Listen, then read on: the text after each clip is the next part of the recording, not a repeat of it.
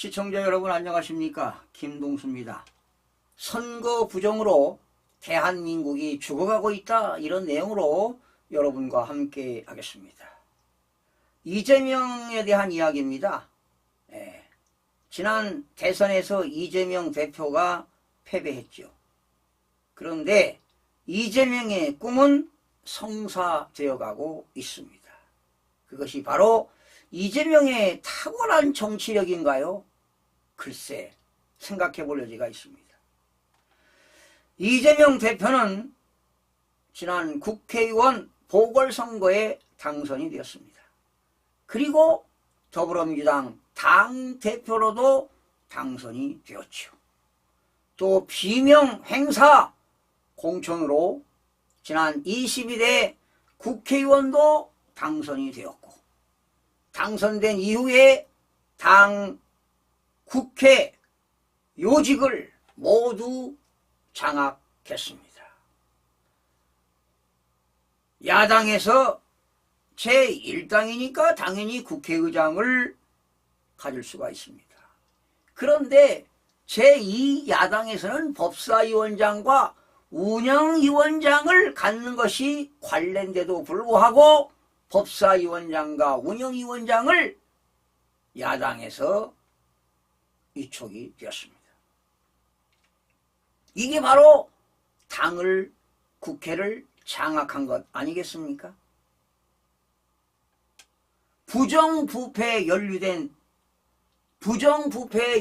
기소된 당직자 직무 정지까지도 당원 당규로 폐지시켰습니다. 지금 현재 이재명은 7개 사건 11개 혐의로 4개의 재판을 받고 있습니다. 만약에 금고 이상의 형이 확정되면 대선에는 출마할 수가 없습니다.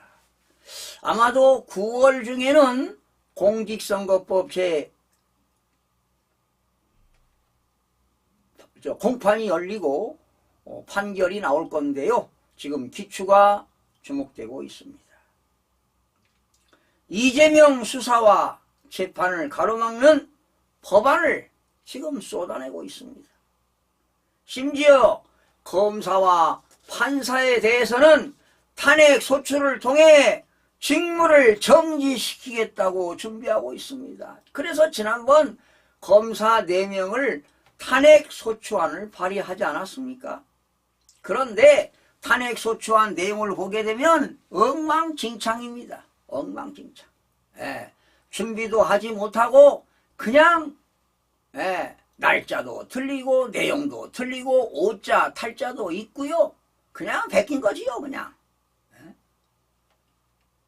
여러분, 이제 윤석열 대통령의 거부권을 제한할 수 있는 입법까지도 준비 중이라고 하니 도대체 이 나라가 어떻게 흘러가는 것입니까? 청문회, 국정조사, 탄핵 소추는 언제든 동원 가능한 3종 공격 무기가 되었습니다. 지금 이재명 전 대표는 차기 대선 레이스에서 사실상 선두를 달리고 있습니다. 그래서 만약에 2027년 3월에 대통령에 당선이 된다면 대한민국에 어떤 일이 벌어질까요? 아마도 대통령의 거부권이 사라지고 다양한 법들이 생산될 것입니다. 예를 들어서 중형을 선고받은 측근들은 사면이 기본이고 수사지휘권을 활용하면 공소치하도 가능해질 것입니다.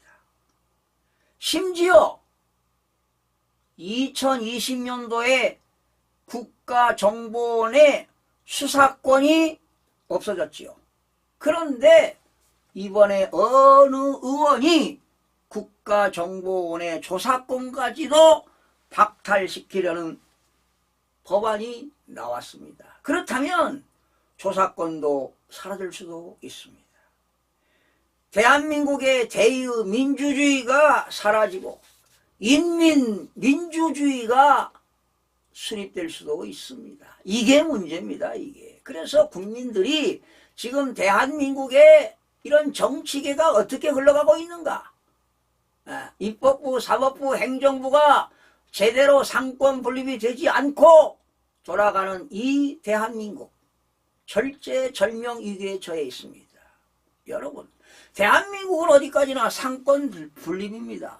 입법부에서 법을 제정하는 거 아닙니까?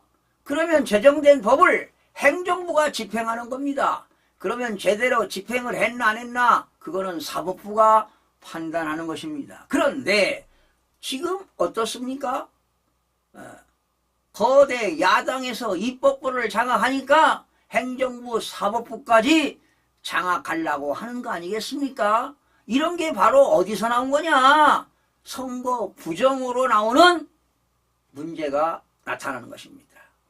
제가 이미 이런 것들을 예견해서 이렇게 흘러갈 것이다 했는데 지금 그렇게 흘러가고 있습니다. 여러분, 법의 권위를 사법부가 지키지 못한다면 이제는 인민재판이 자리를 잡을 수 있다는 것입니다. 그러면 자유민주주의가 아닌 인민민주주의가 된다는 것입니다. 바로 공산화 된다는 것 아니겠습니까?